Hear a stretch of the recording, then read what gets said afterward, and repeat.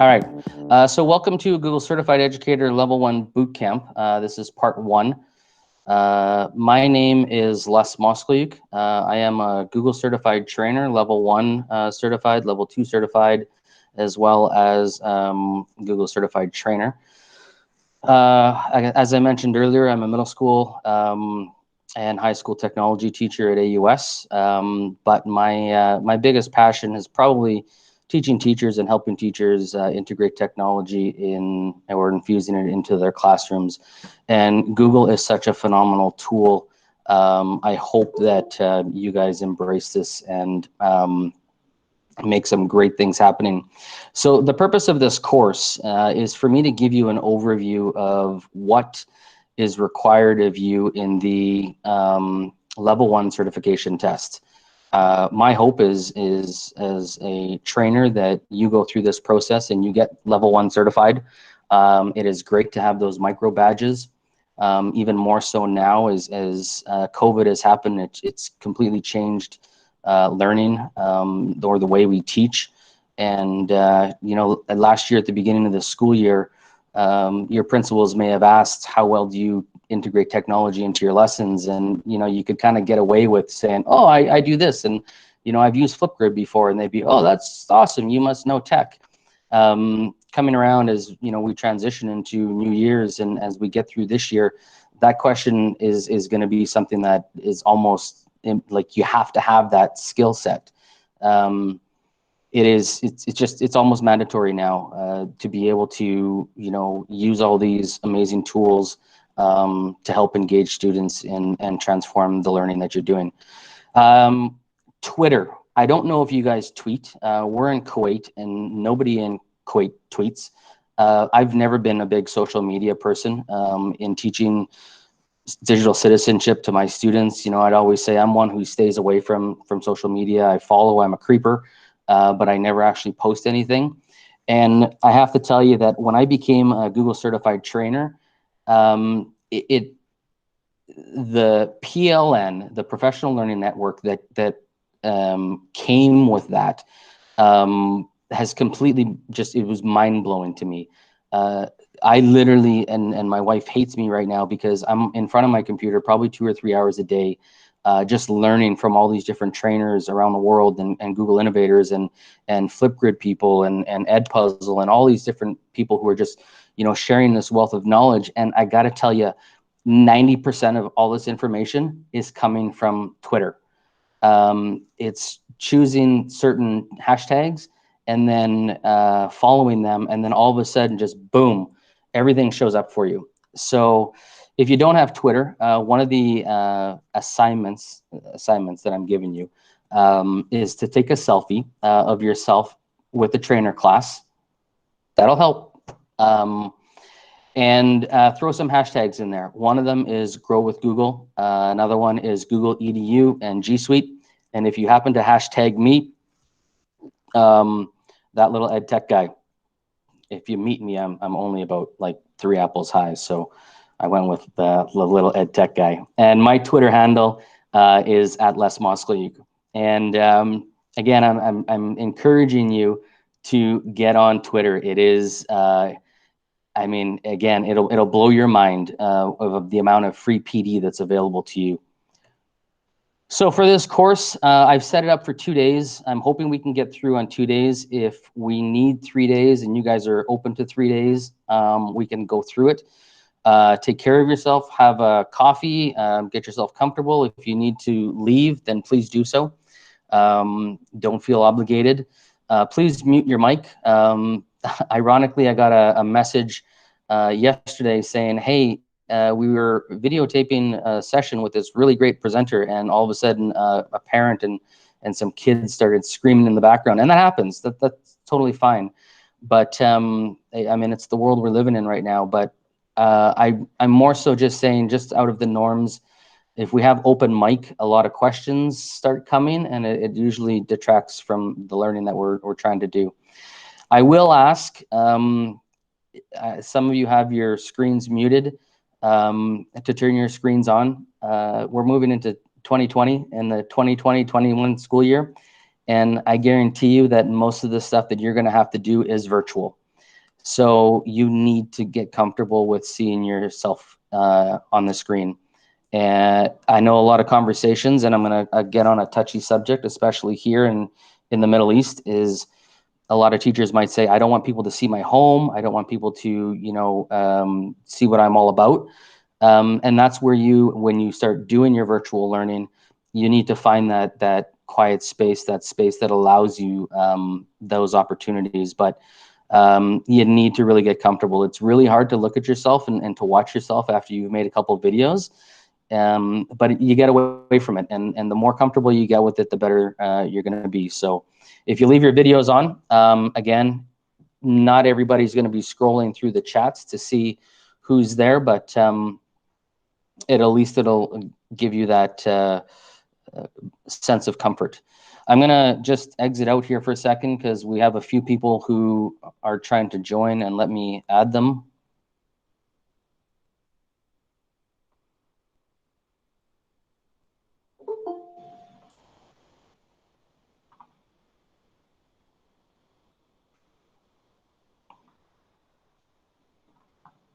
And let's jump back into the slide deck. All right, you do have access to the slide deck. This slide deck, if you notice, I keep saying slide deck. Google refers to it as a slide deck, not a presentation, because presentation is PowerPoint. So get comfortable with the term of referring to slide deck. And when people are talking about slide decks, it's kind of like a deck of cards, that every slide you look at is a deck of cards. So let's get into a little interactive jam session. I don't know if you guys know what Google Jamboard is. I'm going to exit my screen here for a sec. And I'm going to throw a link to you in the chat. Jamboard is basically a whiteboard, if you will. The link is there. Open it up. I'm going to go back to my presentation screen right here, so you guys seeing what I'm doing. Jamboard is basically a whiteboard, and it is a phenomenal tool that has unlimited potential, what you're going to do. It is very simple, but it is a great way to, especially with virtual learning, use it as a way to touch base with your students and get some engagement from them.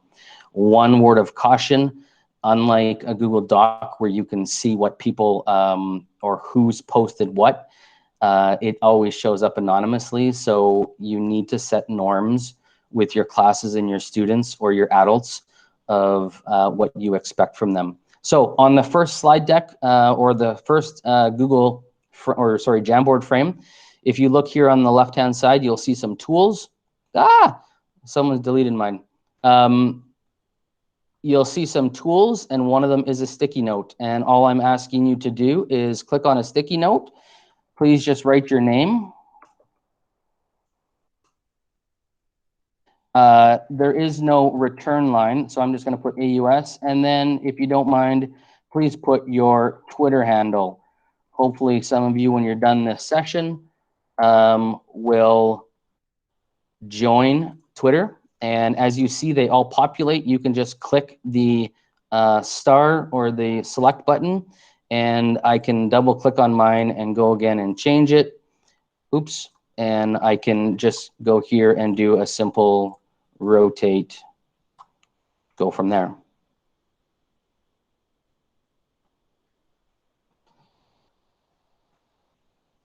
So if you have created a slide or a piece on your Jamboard and you didn't put your school or where you're from, you can go back and just click the select tool that's yours, double click on it, and you will be able to edit it. So if I put Manette's, I can go back and edit Manette's. Now again, you are doing a level 1 training. Jamboard is not in your training session. However, as you start planning for what you're going to do, I could not go through this session without giving you Jamboard. And let me give you just one simple example. I know we have Vlad as a PE teacher. Vlad, you can quite simply use this as a virtual lesson right now to set up a basketball scenario. You could put every player in different colors or in one color and have them playing offense, and then you could set up your team as a defense, and as one player moves to one spot, you can just kind of move around. If you're teaching, let's say, science, you could use this as a way to, and I'll show you in a minute, how you could just add a picture of a cell and then have the students label the cell using just sticky notes or specifically pictures. All right, let's leave that one and let's jump to the next one. And the next frame on the slide deck is, I think I could pass the test now, put your name, or what right now you really want to learn from this boot camp. So please put your name and then what you really plan to get out of this. Is it I know nothing and I need to know everything about Google, or I really need to focus on Google Forms? I really, my weakness is Google Sheets. Tell me what it is so that I can maybe give you some personalized feedback later on. But just grab a sticky note and say, I could pass it right now, and throw that in there. I hope I could pass it right now. I got to be honest with you, they keep changing the tests. And sometimes I keep hearing what the level 1 test is, and I keep going, ooh, because I did mine 2 years ago, and I'm still certified. So again, a little interactivity with a Jamboard. Please go back and I'm going to give you a minute to complete this. I'm going to go back to the screen here because I heard a couple people are still trying to get in.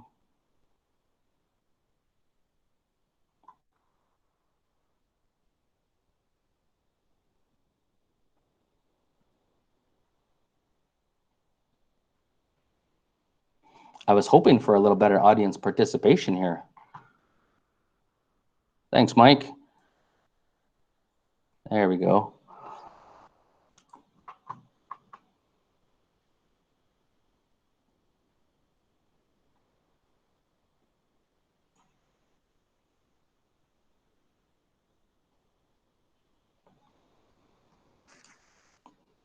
Whose is the more in-depth of things like shortcuts? Throw the, if you don't mind throwing your name in there. That's me.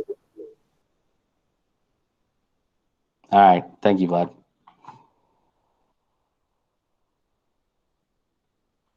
All right, so we'll leave this. We'll jump back into our slide deck. Let me go into the presenting.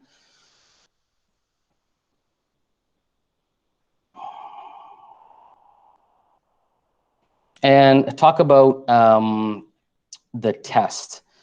Obviously, some of you are here with the goal or the intention is to get your level 1 certification. And again, I highly recommend it. It's not an easy test. If you use the Google productivity suites, if you use the tools and you've been teaching with them, it's going to be pretty easy, but it can be extensive. Now, some of you may have heard in doing some of your talking with other people, I'm not going to lie, and being someone who I don't work for Google, but I participate and I train on behalf of them. There's been a lot of frustration that's been expressed in the past month about the Google testing sites for level 1 and level 2. And you need to know that there are 2 testing sites. There is the Criterion testing site, which is referred to as Web Assessor or Criterion. And then there's the new testing site, which is called ProctorU. And if you go to the old testing website, it's called Teacher Center with Google.com. So if you Google search Teacher Center with Google.com, you're going to get prompted with this. They'll also give you a little bar at the top that says, we're moving to a new site. If you guys are doing your test, this website was supposed to close as of July 1st, 2020. but there was a lot of issues with the ProctorU with the new testing website, and they've extended this training website and this testing website to July of 2021. All of the content and all the material that I'm teaching you is based off of this website, and I'm doing that because it's easier. You're going to have better success. You won't get as many errors. The new testing website is phenomenal. The resources that are on there are great. If you're going to go through the training material to go through your fundamentals class, which is Educator Level 1, you go through here and you start going through your Educator Level 1 material, which you should, because I can't teach you everything that's in there. There's no way that I can teach all of you without reviewing this, but it'll definitely give you a good handle. When you go through this, you'll find a lot of great content. On the new website, which you saw at the top, the Teacher Center is moving, it's called edu.google.com. This as well has an immense amount of resources, not only for the level 1 certification test, the level 2 certification test, or the trainer or innovator, and now they've introduced a new coach, but there are lesson plans, there are how to use your Chromebook, ways to engage students with your Chromebooks. There is a wealth of information that's on there. But all of my content that I'm teaching you is all based off of the Teacher Center, okay? And I've given you links in this page right here, okay? One of the things that you will see at the end of this slide deck is how could I say this very nicely? I've given you essentially a cheat sheet, if you will. I've created a module or each unit that you can go through that shows you what Unit 1 is, and what Unit 2 is, and all the things that you need to know within all those units. This is going to be at the end. And as you see, they're all blue. And because they're all blue, I've created links for them. So if you don't know what Unit 1, getting ready to use technology, is, you can just click on this and it's going to take you right to Unit 1. If you're not sure about how to use Google Classroom and that's your weakness, you can click on this one and it's going to take you to the Teacher Center training area within that. I've started creating videos for all of these units. I just haven't gotten around to making it yet. So you have this document, and when those videos are there, it's just going to be another line that's down here that'll have more resources for you. But going back to the test, give me 1 second here. I need to just plug in my phone. There we go. Going back to the testing site, use your personal email address. Do not use your school account. And the reason for that is if you ever leave your school, they might cancel your email address, and then there's no way for you to get verification, or if you forgot your password. And this way, all of your certificates and badges stay with you and go with you. It's not mandatory, but as you move forward and you start doing these tests, I would encourage you to use your personal Gmail address. The test for the level 1 certification is 3 hours long. I know that sounds extensive, but it is a bit of a rigorous test. It's 3 hours long, and there is no pauses, there is no breaks. It's a clock that starts, and then it goes right to the end of 3 hours. It costs $10 US, which is not a crazy fee. I would encourage you to pay the $10 and take the test.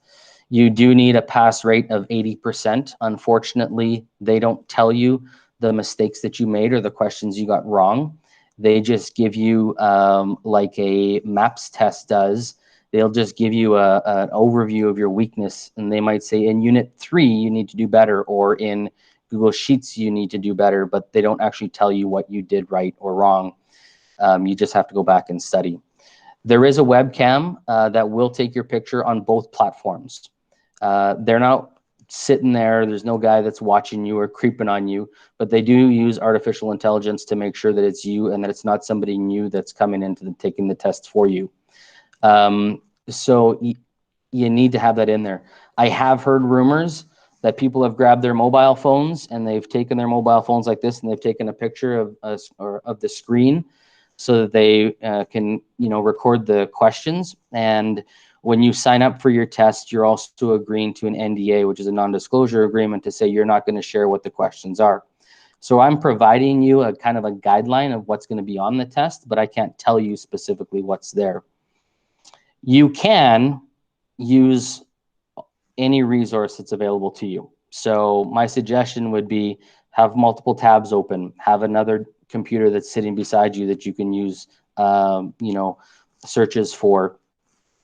You can use the Google Support Center. You can use Google Help. They encourage that so that, you're also showing your level of knowledge to be able to do Google searches as well. The test consists of about 20 multiple choice questions and 11 tasks or scenarios. And I'm going to give you a scenario workboard that you can go through to practice those. And I'm also going to give you some tasks as well that kind of mimic what you're going to be asked to do.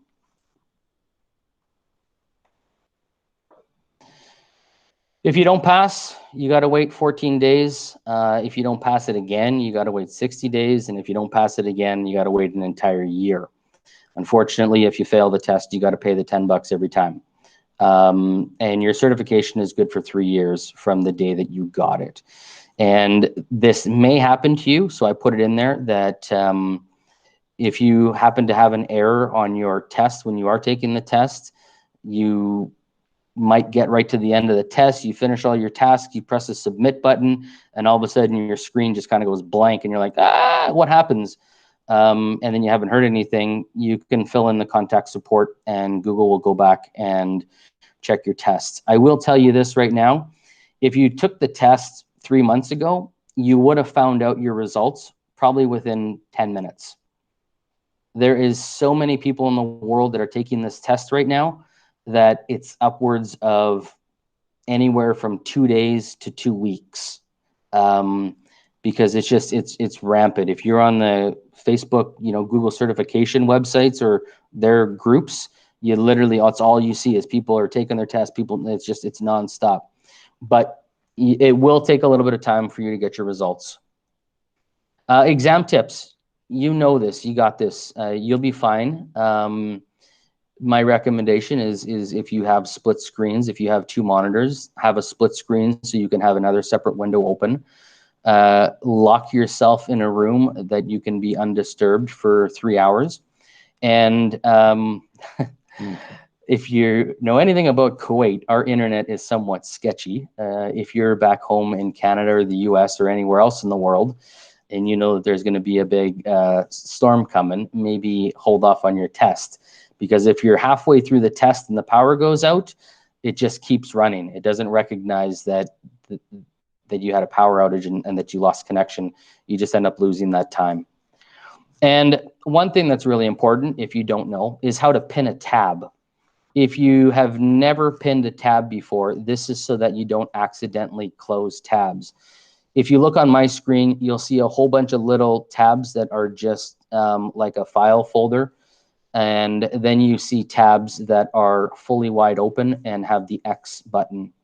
If you want to pin a tab so you don't accidentally close it or it's your favorite, put your cursor up top in a tab and right click on it and just go pin. And once you pin it, it makes it into one of those little small tabs that you potentially won't close, okay? And if you do happen to close your tab, you're just going to have to log in again, but you're going to lose that time. And to unpin a tab, you just do the exact opposite. You just go back to unpin, and then you can delete that tab, okay? There has been some issues with Chromebook managed devices. So if you're coming from a Chromebook school and your school has given you a Chromebook that is managed under their domain, oftentimes the admin have blocked it. I'm an admin at our school and we do have it blocked where you can't use the Chromebooks for outside domain purposes. So just be careful of that you are using a device that is going to allow you to access outside domains. And again, just a little bit more information. I'm not going to talk a lot about it. You can review this at your leisure. I just want to provide it to you so that when you do go and take the test, you know all the information. One thing that is important to note is once you do register for the test, you have 7 days to take it. If you go 8 days, 3 months ago, if you sent them a help desk request and said, my test expired, can you help? They would probably have said, okay, no problem, because they weren't busy. But now, even for them to respond to a message, they are overwhelmed. Think of it as you being a teacher and your students submitting every assignment 10 minutes before it's due, and you have to have your marks in like in an hour. So you just don't have the time to do anything else. So once you're ready for that test, sign up for it, and then you usually get a response back in about 15 minutes, could be upwards of 24 hours. And then this is the email that you're going to get from Criterion or Web Assessor. And there's one thing that I need to highlight that's really important. I can't tell you how many emails I've gotten from people that say, I can't log in. I don't know what's going on. I'm trying to use my username and password and it won't let me. And that's because when you take the test, you don't use your username and password. They assign a testing password to you. So if you look here, if I go to the present screen, make it a little bit bigger. If you look right here, you'll see that they're going to assign you an email address that could be like, I don't know, 24HZD period 649 at mycert.edu. That's the email that you have to sign into to take the test. And 90% of the issues that come with people not being able to access the test, or they have errors with their test, is because they didn't read the instructions before they started. Plain and simple. We're adults, we're like kids, we're just like, all right, let's go, get it going. And you don't read all the instructions. And then all of a sudden you get an error on your test, and those are where the complaint emails start coming in. So read the instructions, but just know that when you do need to sign in, they're going to assign you a username and password that's specific. It's not going to be the one that you registered with to get into Web Assessor, okay?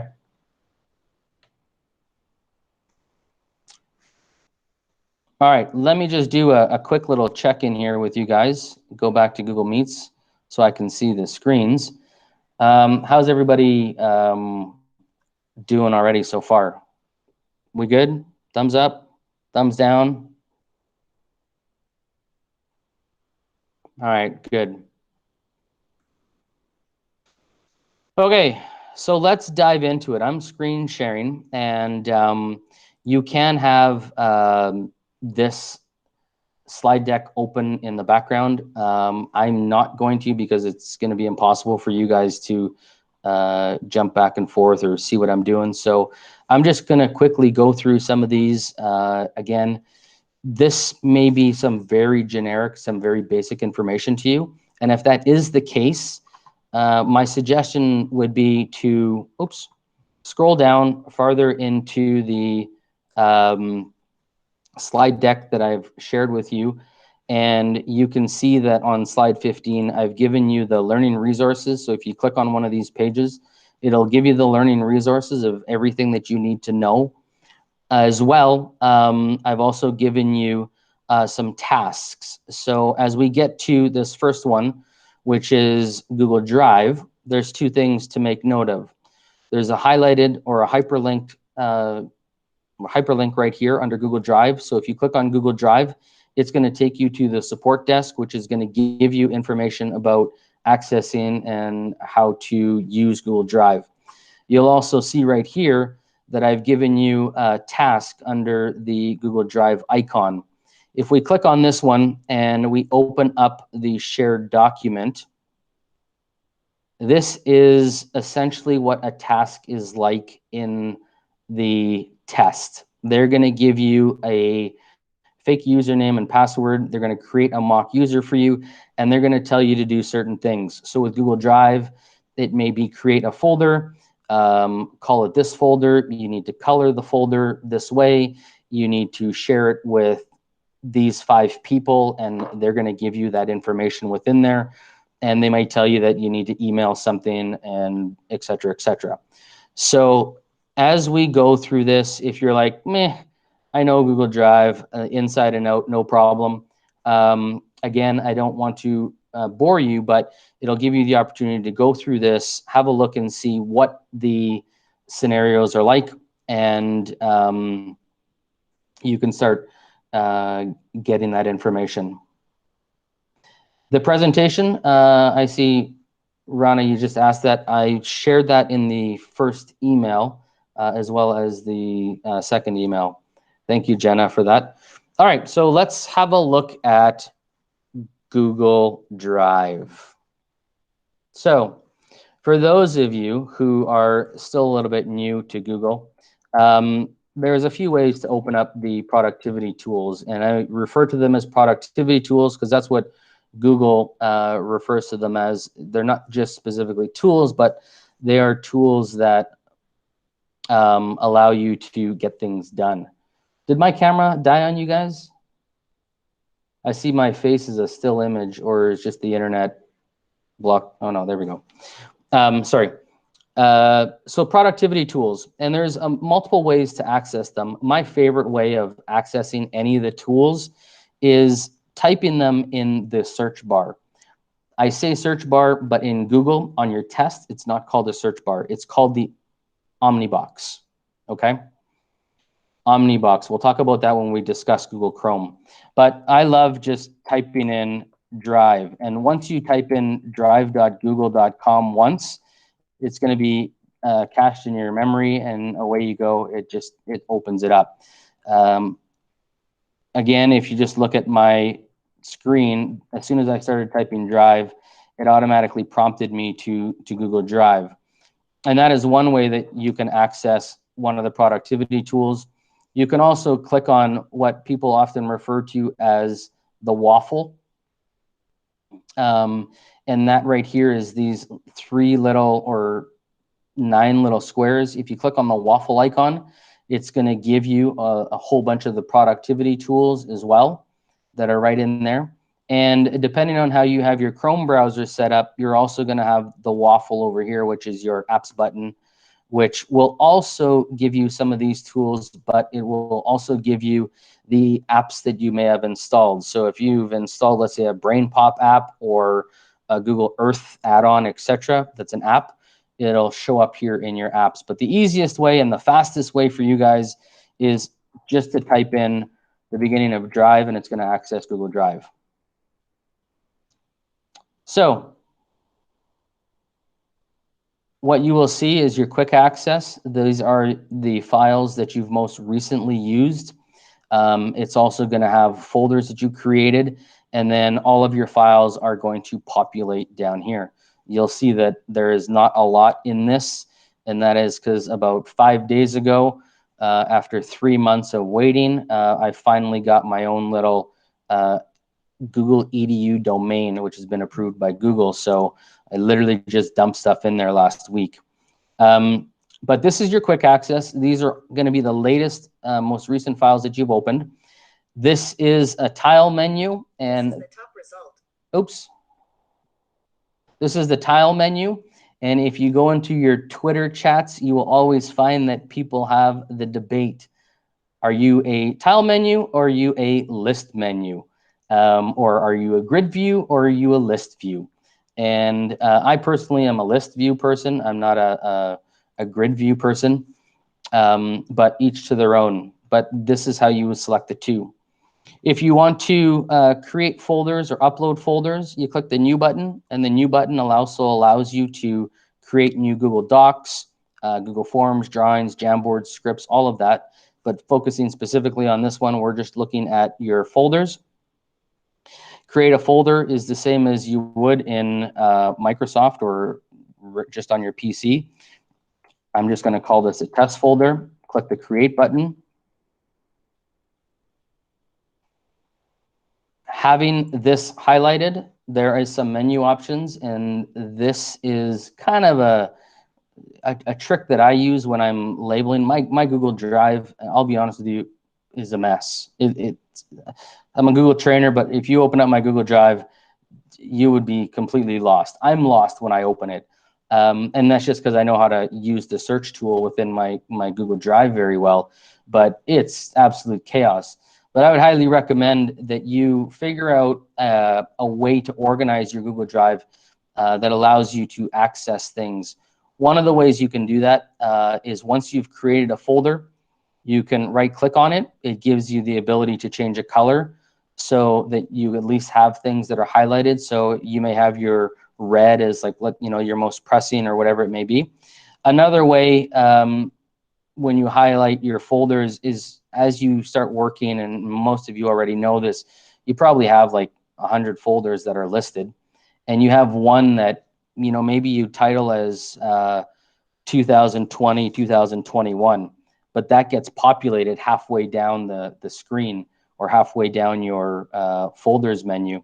And if you rename it and you put a symbol before it, like a period, the period is going to be the first thing that's recognized, and it's going to put it to the beginning. So it's an easy way for you to label your files or label your folders so that they stay at the top, and then you can go back and edit them. Sharing folders, when we click the share button, this allows you to choose who you want to share with, whether it be within your domain of your school or specific people. They've changed the sharing menu. So as I open this up, some of you may look at this and go, that's not what I'm used to. And that's because they just changed this at the end of May. And that's where you're going to see this little blue icon. When things change in Google, and they're changing so fast now, you'll always get a little pop-up that says, hey, do you understand this? And then you get the I got it. But before, you used to have a little bit more of an archaic, kind of dry looking folder or sharing selection box. And here you would just type in a person's email address. So if I wanted to type in my email address, I would type it in.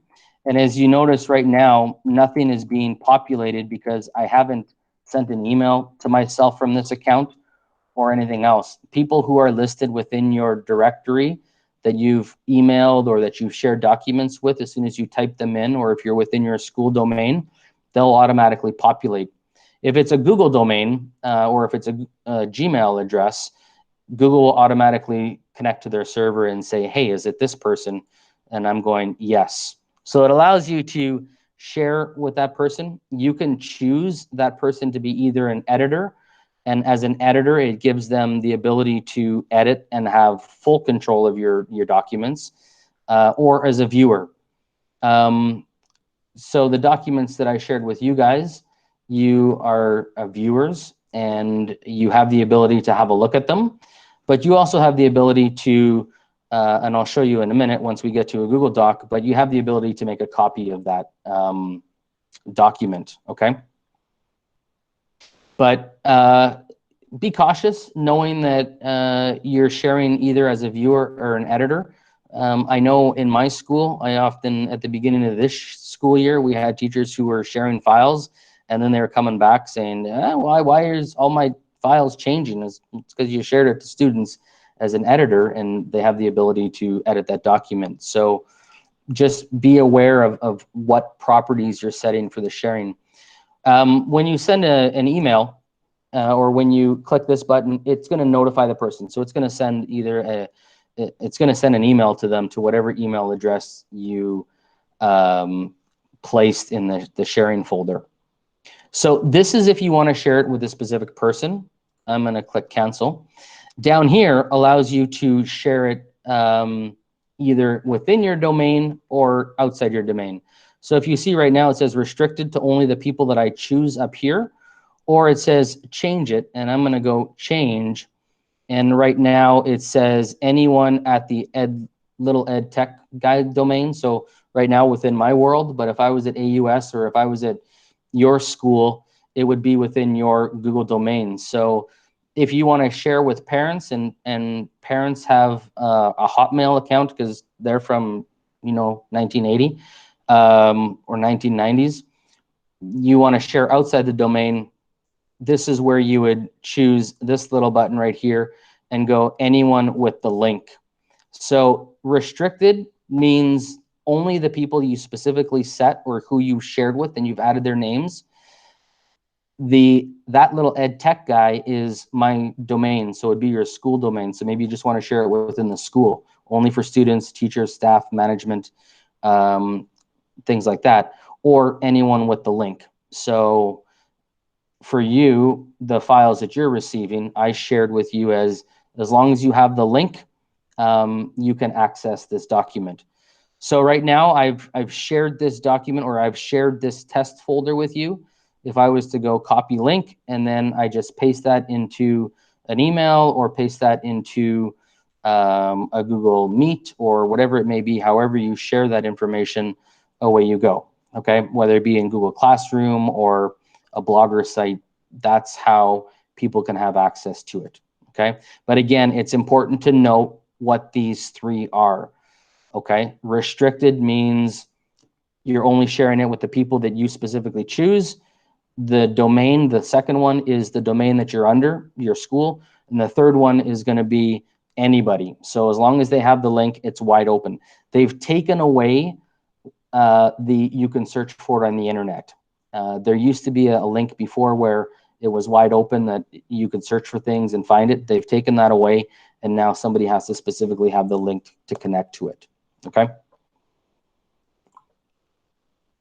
Deleting a folder is the same. They don't have the word delete. It's called remove. So you click the remove button right here, and that's going to remove a folder. It's going to ask you to do that to create a folder, and then it's going to ask you to delete it. And I believe that they're going to use the terminology delete. So you may sit there scratching your head going, what do they mean delete when I don't see a delete button? And you're panicking where the delete button is. It's actually the remove button. To download a folder, if you have a bunch of content and you want to download it, you just simply and this goes the same with any file in your Google Drive, just right click on it and go download, and it's automatically going to go into your downloads folder. If you have multiple documents inside there, it's going to zip those files, and then you're going to have to extract and uncompress them. Okay. And then one of the things that is important is the same as what I did with the little dot, is using a start button. If you have a file that you access all the time, let's say you're teaching grade 7 English, and you have all your icebreakers for the beginning of class or whatever it may be, and that's your go-to folder, is if you right click on this one and you go start, add to start, you will see over here that you have a start button. And although this Google Drive has very minimal amounts of stuff in it, if you go to start, it's going to highlight just the folders or just the specific files that you've starred as the important ones. So maybe at the beginning of the school year, you have your syllabus, your course outlines, you have some of those key documents that you're going to access and that you're always looking for, or the ones that the students are always after. This is one way that you can organize your files. If you need to view details, there's no different. One thing that you'll look at here is if I click on a document, which is, let's say, my agenda that I created.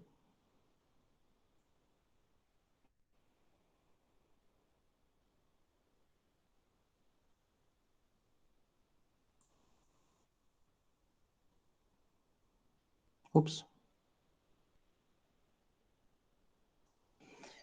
If I click on my agenda and you want to find out specific information, maybe you have collaborated with people, you want to see what time they've been working on it, etc. You'll see that you have an info button or view details right beside your list view or grid view. You select it so it's highlighted, and then just click the view details, and it's going to give you an activity of when this was accessed, what material was put in there, things like that, if I've had screen recordings. Okay, so it'll give you a little bit of access. So if you're collaborating on a document, you and let's say your grade 5 team are working on a new unit for science, and you want to see who's been doing what. You're the author of the document, and you're like, hey Jenna, come on, you haven't, Jenna's supposed to be doing her work. You can see who's been kind of accessing it and monitoring it. It's not that you're looking to see what, monitor people and check up on them, but at least it gives you that collaboration and allows you to see that that's there. And then one of the pluses, which a lot of people don't know, is, and I don't know why you would do this, because you guys are Google people right now. That's why you're here. But if you do create a document in Google Docs, you can export it. If you create a slide deck and you need it to become a PowerPoint because you're going to present at a school and all they have is PC devices with Office 365, all you do is right click on the document, pardon me, and you click the open with, oops.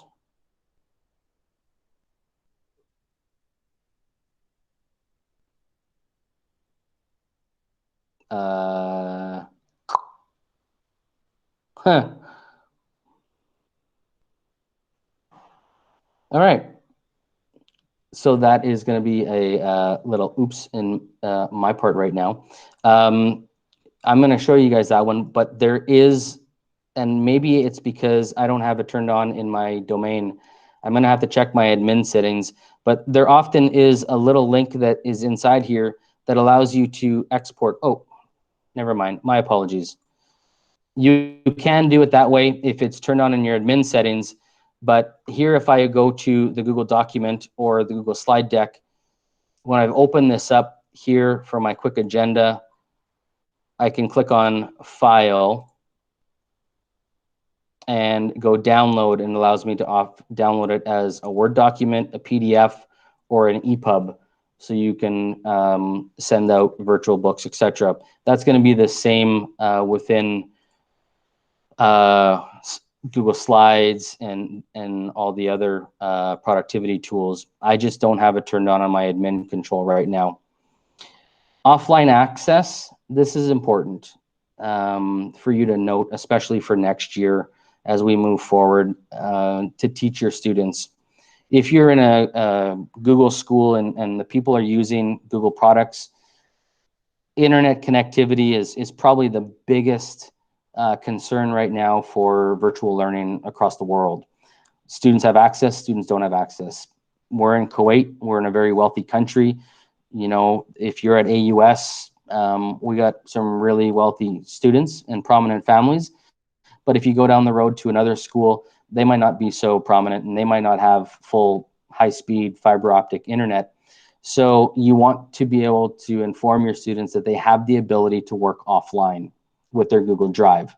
They don't necessarily have to have internet connectivity. And what that means is that you can work offline on a Google Doc or in your Google Drive, and the moment you connect to Wi-Fi, all those files are going to get resynced with the Google server and vice versa.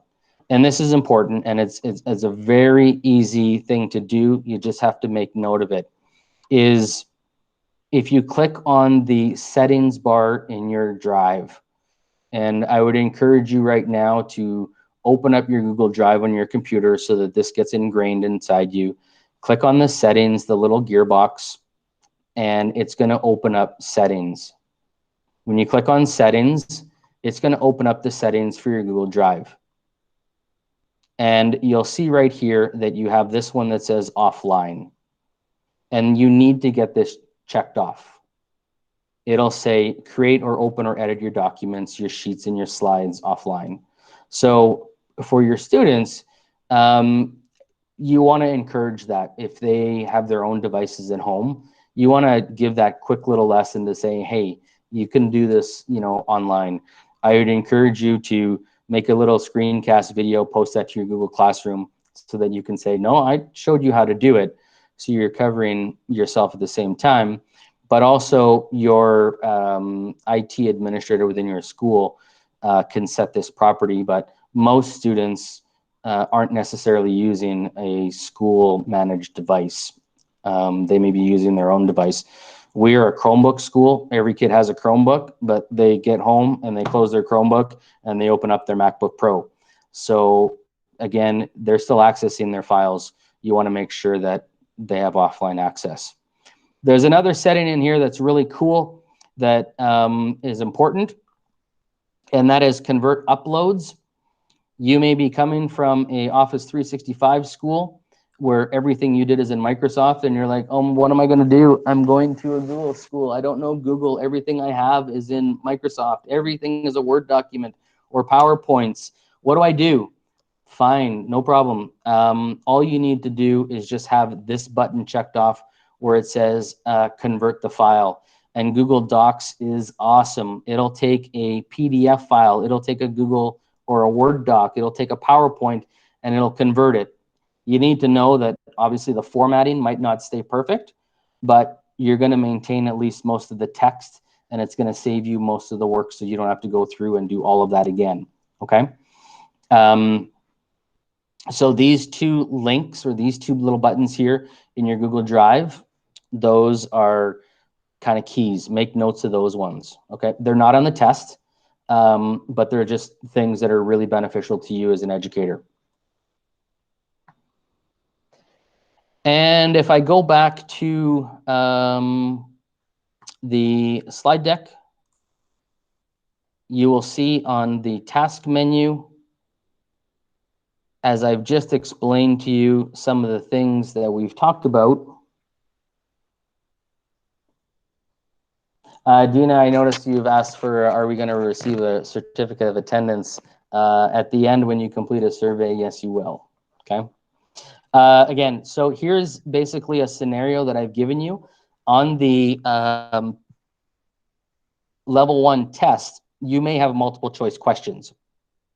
And some of these questions may be, you know, I can't tell you what the questions are, but they may ask you how you may use Google Drive or how you could collaborate with people on Google Drive. And that might be, they might have sharing, and you know, the checkbox for multiple choices, you choose this sharing option.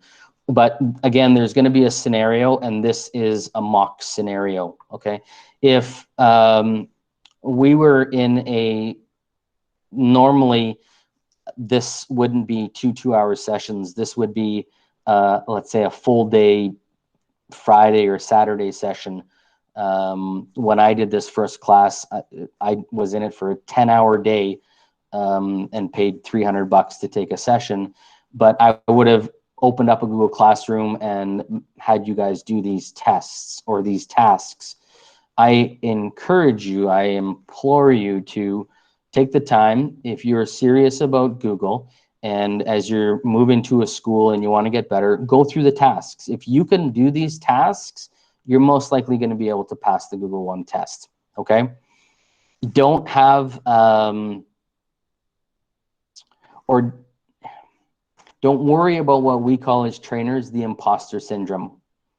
I have it, and it's hard for me to get over it. But imposter syndrome is, you start listening to people and you listen to them talk and you're like, whoa, they know way more than I do. I don't know that much information, or like what they're doing is incredible. I don't have that skill set. You have that skill set. You got to bring it out, and you got to have a little bit of confidence in you. Okay. So again, I encourage you to go through these tasks and complete them. You don't need to share them with me. If you want feedback, you're more than welcome to. I can't promise you that I'm gonna go through and do this because you're not paying for this class. Normally, this would often be a class that's charged, but with everything that's happening right now, there's more benefit to teachers using the product effectively for the students than for people to make money. So just going through them will definitely be beneficial to you.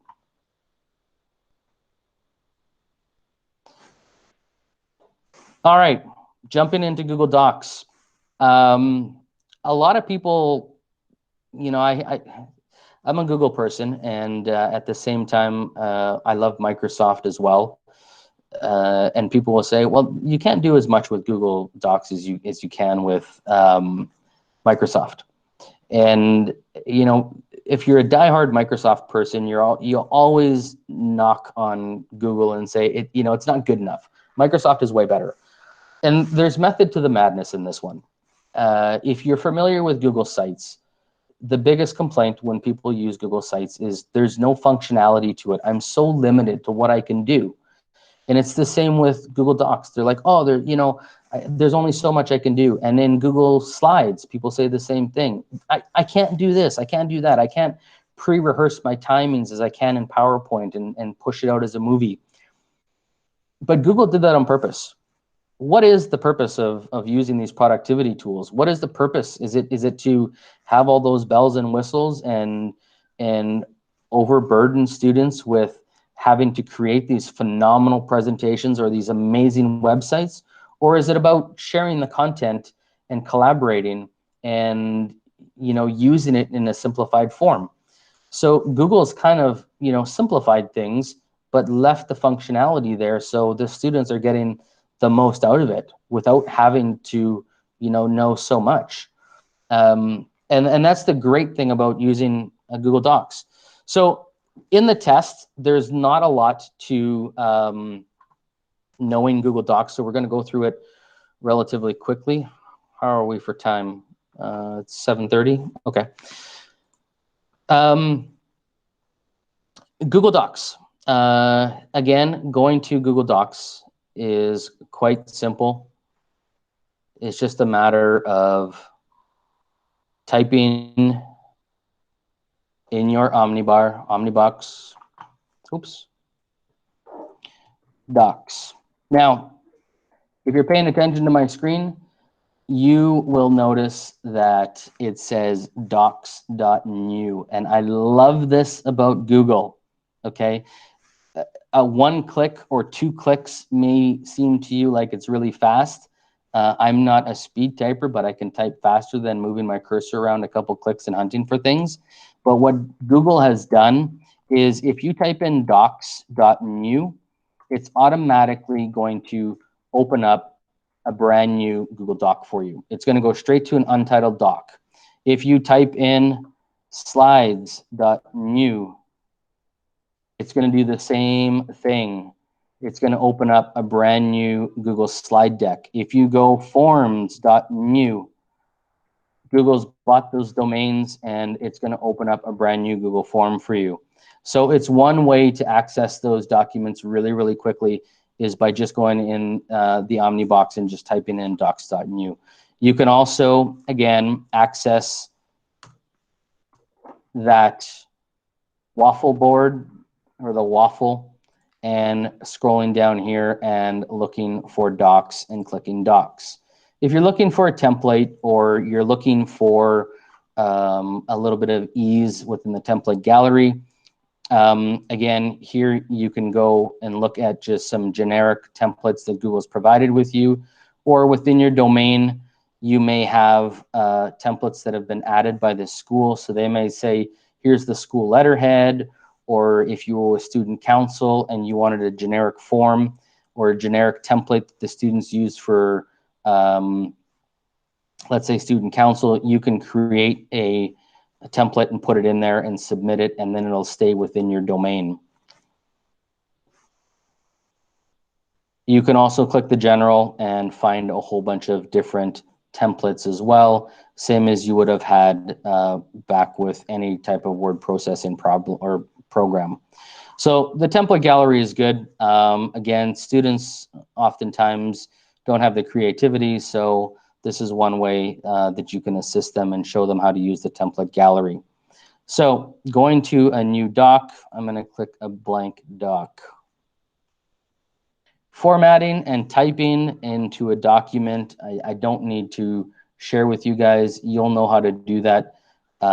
You've been doing it every day for probably the last 20 years or for as long as you've been using a computer. What I do need to show you, though, is how to access your headers and footers. At the top of a document, you'll always know that there is a header that you can place in there. And at the bottom of a document, you can access your footer. You just need to double click in the top of your document and it'll allow you to access your header. You can access your headers and footers as well by going under the format button and putting your information in there.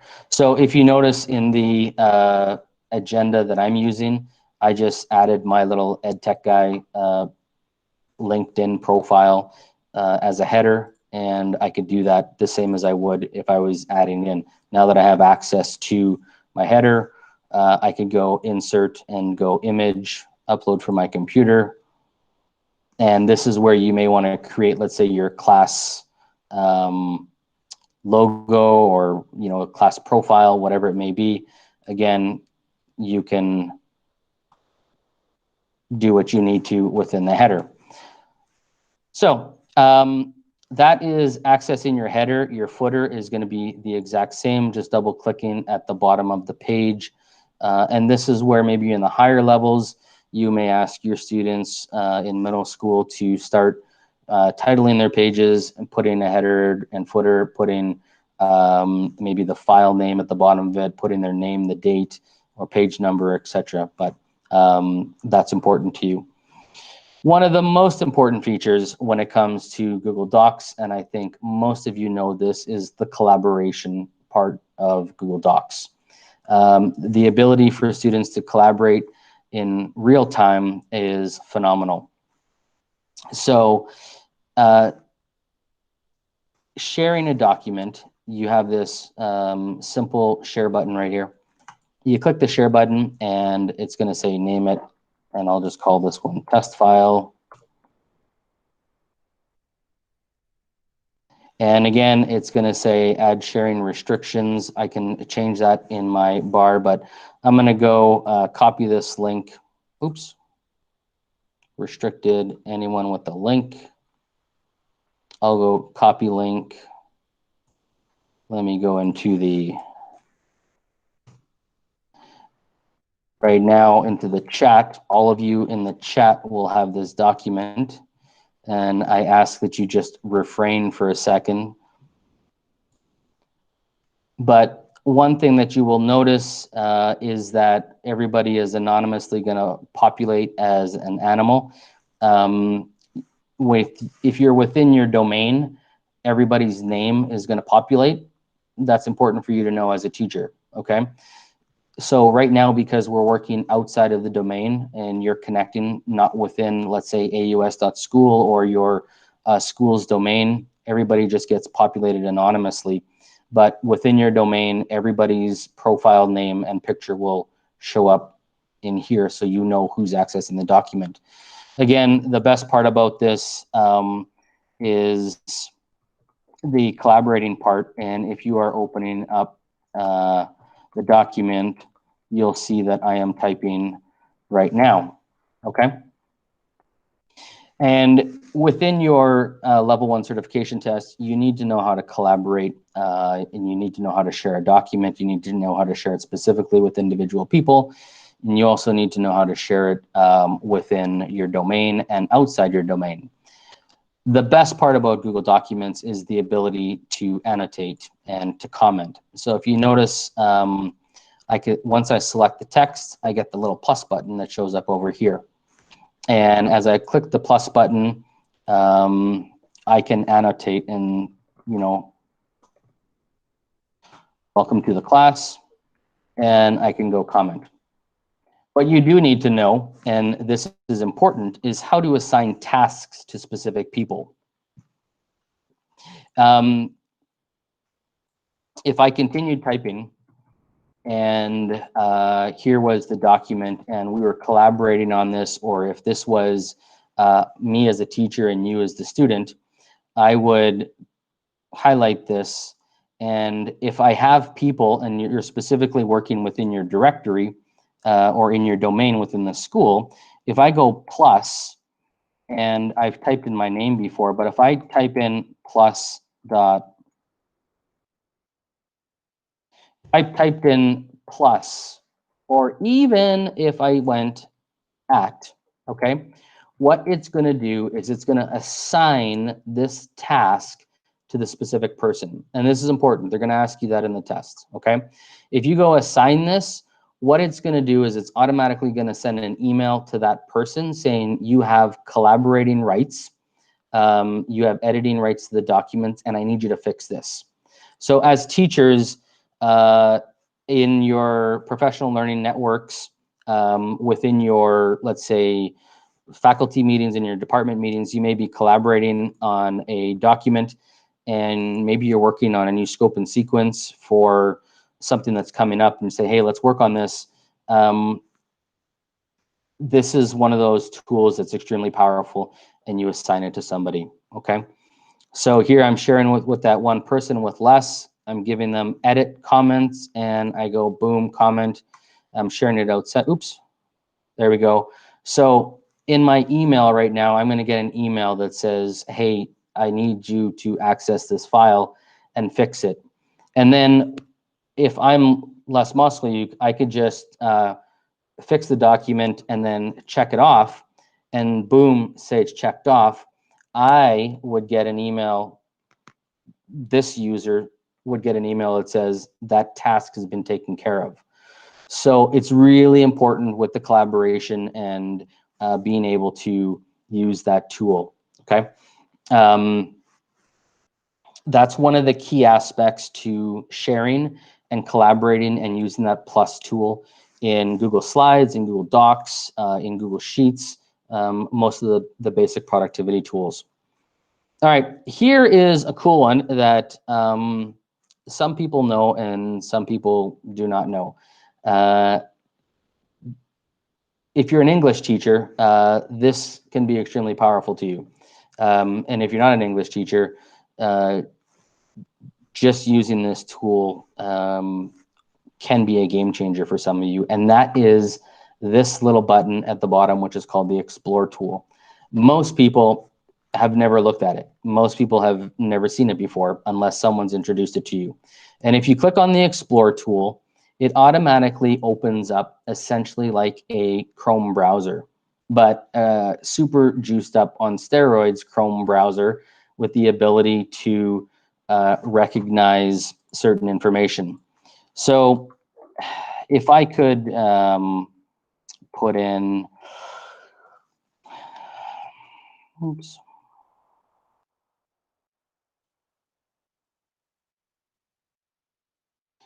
The cat sat on the hat. I'm just going to type that in right here. Sorry for whoever was editing that document or working on there. I'm going to go the cat sat on the hat, and I'm going to, I don't need to go learn more, but if I select this information right here, I can copy that one sentence and I can paste that into, oops.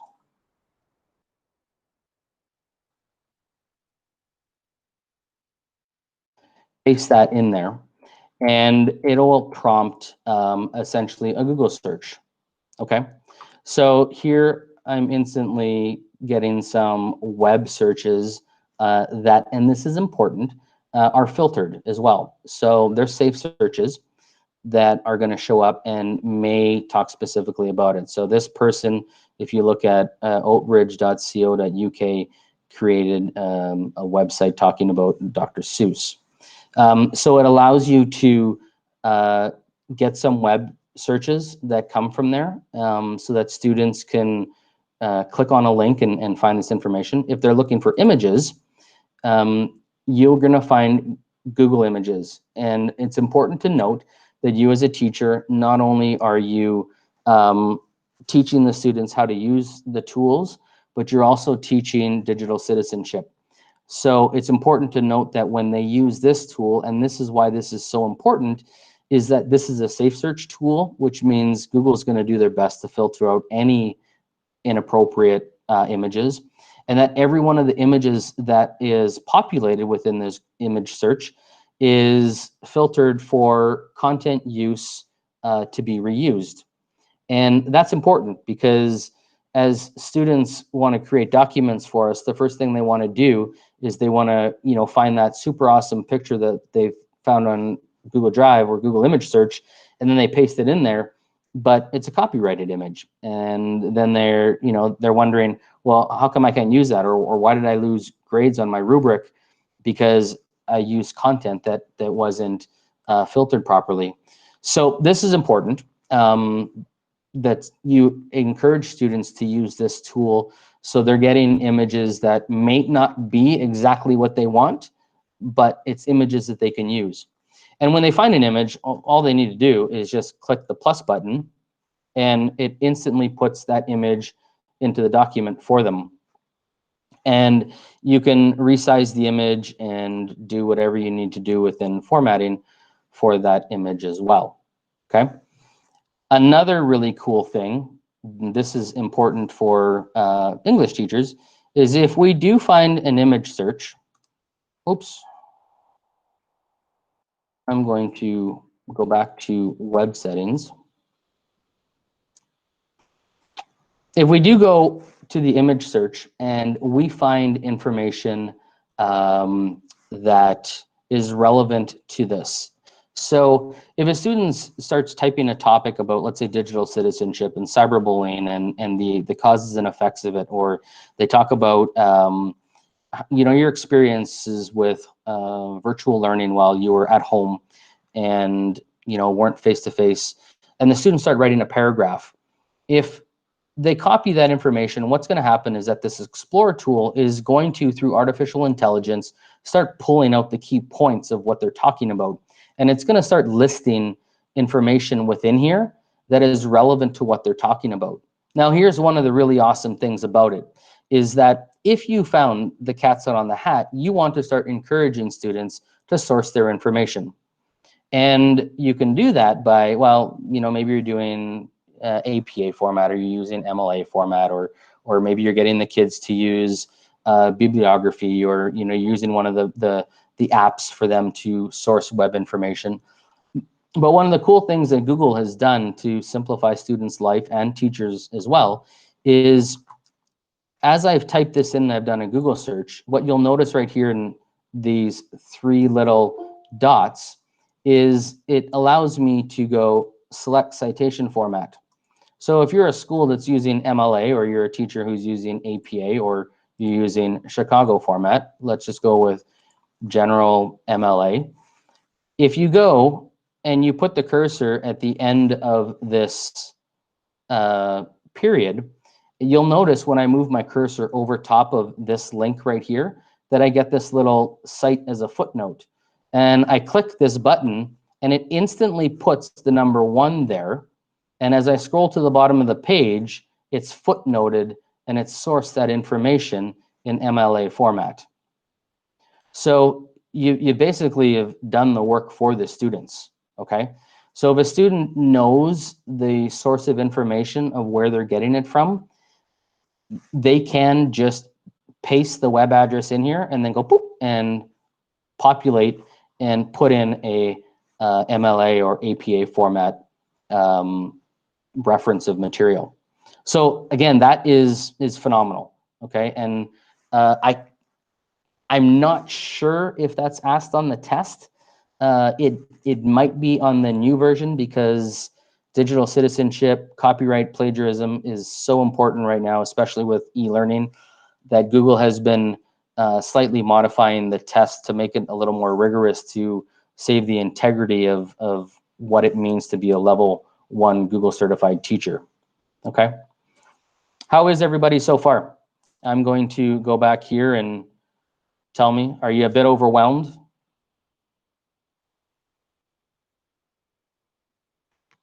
All right.